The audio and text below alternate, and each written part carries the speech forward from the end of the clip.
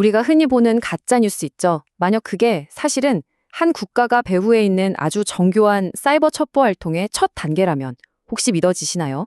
오늘은 이 단순해 보이는 허위 정보가 어떻게 거대한 사이버 전쟁의 불씨가 되는지 그 구체적인 사례를 통해 한번 깊숙이 파헤쳐보겠습니다. 자, 그래서 오늘 우리가 뭘 살펴볼 거냐면요. 먼저 가짜뉴스가 어떻게 이용되는지부터 시작해서 정보전쟁이라는 큰 그림을 세 가지 차원에서 들여다볼 겁니다.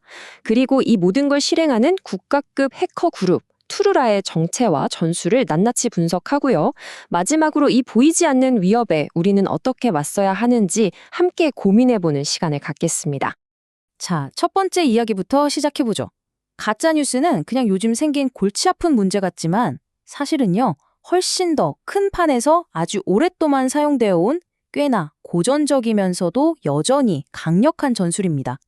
네, 바로 이겁니다. 소셜미디어에 떠도는 그 자극적인 가짜뉴스들. 이게 그냥 누가 장난으로 만든 게 아니라는 거죠. 이건 명확한 목표를 가지고 아주 치밀하게 계획된 캠페인의 일부고요. 그 역사는 우리가 상상하는 것보다 훨씬 더 깁니다. 가짜뉴스는 피싱 공격을 위한 그야말로 완벽한 미끼 역할을 하는 거죠. 사람들이 호기심이나 분노, 불안감 같은 감정을 딱 건드려서 링크를 누르게 만들잖아요. 바로 그 한 번의 클릭이 내 컴퓨터에 악성 코드를 심고 결국에는 중요한 정보가 몽땅 도둑맞는 심각한 보안 사고로 이뤄지는 겁니다. 자, 그럼 이제 가짜뉴스라는 전술에서 한 단계 더 깊이 들어가 보겠습니다. 이 모든 걸 아우르는 정보작전이라는 더 큰 전략의 세계로 들어가 보시죠. 정보작전의 핵심은 아주 간단합니다. 바로 정보 자체에 대한 컨트롤, 즉 통제권을 뺏어오는 싸움이에요. 단순히 정보를 훔치는 걸 넘어서 상대방의 생각과 판단 자체를 내 마음대로 조종하는 게 최종 목표라고 할 수 있죠. 이 정보전쟁이 벌어지는 곳이 재밌게도 딱 세 군데가 있습니다. 서로 아주 긴밀하게 연결되어 있는데요. 바로 물리적, 인지적, 그리고 논리적 차원입니다. 자, 이 표를 보시면 공격이 얼마나 입체적으로 이루어지는지 알 수 있는데요. 물리적 차원에서는 서버나 네트워크 같은 실제 장비를 공격하고요. 논리적 차원에서는 소프트웨어를 해킹하거나 데이터를 조작하죠. 그리고 가장 무서운 게 바로 이 인지적 차원입니다. 가짜뉴스 같은 걸로 여론을 흔들고 심리전을 펼쳐서 최종적으로는 사람들 머릿속 생각 자체를 바꾸려는 거예요. 자, 그럼 이제 드디어 주인공이 등장할 차례죠. 이 세 가지 차원을 자유자재로 넘나들면서 활동하는 대표적인 공격 그룹, 바로 투르라에 대해 자세히 알아보겠습니다. 투르라를 제대로 이해하려면 먼저 APT, 지능형 지속 위협이 뭔지 알아야 합니다. 말 그대로 지능적으로 그리고 지속적으로 공격한다는 뜻인데요.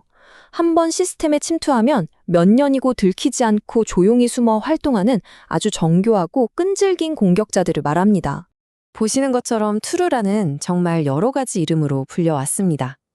이름이 이렇게 많다는 건 뭘 의미할까요? 그만큼 오랫동안 아주 은밀하게 활동해왔다는 증거고요.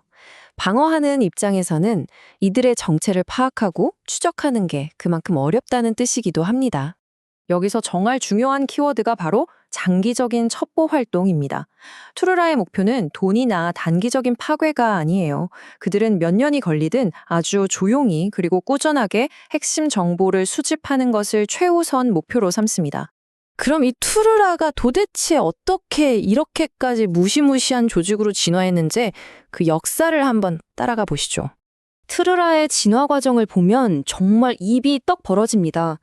2000년대 초반만 해도 그냥 단순한 악성 코드 수준이었는데 2010년대 들어서는 탐지 자체가 거의 불가능한 스네이크라는 루트킷을 만들어내더니 2015년부터는 아예 위성통신을 이용해서 자신들의 흔적을 감추는 차원이 다른 방법을 쓰기 시작합니다. 정말 체계적으로 기술력을 키워온 거죠. 이 위성을 이용한다는 게 이게 왜 대단하냐면요. 기존의 인터넷망을 전혀 거치지 않기 때문에 방어하는 입장에서는 공격이 어디서 오는지 그 출처를 찾는 게 거의 불가능에 가까워집니다. 이게 바로 투르라의 기술력을 상징하는 대표적인 사례라고 할 수 있죠. 그리고 이들의 공격이 얼마나 파괴적이었는지 이 한마디가 모든 걸 설명해 줍니다. 2017년에 독일 정부를 공격했는데 그 여파로 독일이 국가 안보 전략 자체를 뜯어 고쳐야 했어요. 여러분, 이게 무슨 뜻인지 아시겠어요? 사이버 공격 한 방에 한 국가의 안보 시스템 전체를 갈아엎어야 했다는 겁니다. 정말 엄청난 사건이었죠. 자, 그럼 이렇게까지 강력한 보이지 않는 적에게 우리는 도대체 어떻게 맞서야 할까요? 이제 방어하는 입장으로 한번 시각을 바꿔보겠습니다. 단순히 기술적으로 막는 것만으로는 한계가 있습니다. 왼쪽이 트루라의 목표고 오른쪽이 우리가 해야 할 일입니다. 한번 보세요. 그들이 왜 공격하는지, 그들의 동기를 파악해야 다음 행동을 예측할 수 있다는 겁니다. 단순히 막는 게 아니라 쟤들이 왜 저러는지 그 근본적인 이유를 파고들어야 한다는 거죠. 결론은 이겁니다. 가장 중요한 건 적을 아는 거예요. 기술적인 방어벽을 아무리 높이 쌓아도 공격자가 무슨 생각으로 어떤 전략을 가지고 움직이는지 모르면 속수무책으로 당할 수밖에 없습니다. 적의 머릿속으로 들어가 봐야 한다는 거죠. 단 한 번의 클릭이 내 나라의 안보를 위협할 수 있는 시대입니다. 이런 보이지 않는 전쟁 속에서 우리를 지켜줄 가장 강력한 방패는 과연 무엇일까요? 아마 그 답은 기술 너머에 있을지도 모릅니다. 바로 우리 각자의 경각심, 전략적인 사고, 그리고 끊임없이 대비하는 자세가 아닐까 싶습니다. 오늘 제가 준비한 이야기는 여기까지입니다. 저희가 계속해서 이런 깊이 있는 분석을 이어갈 수 있도록 여러분의 응원이 꼭 필요합니다. 구독과 좋아요 잊지 마시고요. 그럼 다음 시간에 더 흥미로운 주제로 다시 찾아뵙겠습니다. 감사합니다.